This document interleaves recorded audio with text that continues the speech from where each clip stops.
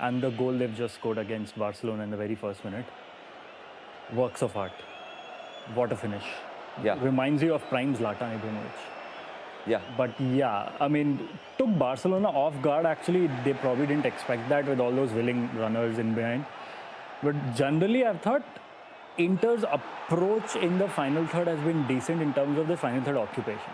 Yeah. Rest of it has not quite come off. Yeah. But that's an example of how it came off. Of using kickoff as a set play. Yeah. You know, Yeah. we were speaking of that, and that is what they did. This was within the blink of an eye, Robin. Absolutely. I think, Kaustav said the right thing. The way they started. Cherby with the other header, and then Dumfries doing that. Bicycle kicks in the semi-final, Robin, love it. Spectacular finish. You know, we were speaking about bravery yesterday from Kai in the first leg when they met PSG. But when you speak of bravery, yes, Inter win the first header. But would you, if Pedri went in, it's never easy to go against, you know, a boot coming at your face. You know, all of us are backed off, including myself. But maybe if he put his foot in, the referee would have blown for a foul.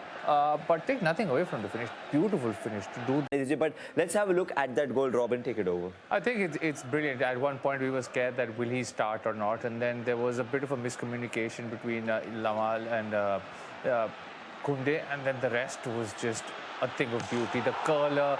I think now defenders know what he's going to do, but they have no way of stopping him. He's putting on an absolute show. Not just this, even the chance after that where he dropped DeMarco. But what a finish! What a curl! Just opens his body. You know, finding that little gap. I don't think anybody else, any other attacker would ever find that gap. From Barcelona, they were probing tsunami of attacks, and it led to this moment. It was perfectly executed, actually. You look at the way the long ball was played at the back post, played it in to Ferran Torres. It was coming. I mean, the way they occupied the entire final third, one man at the back post, one coming centrally between the two centre-backs, perfectly placed. Again, they shifted the interblock from one side to the other, and it was perfectly executed, as I just said. I'm going to critique this goal. There's no communication between them.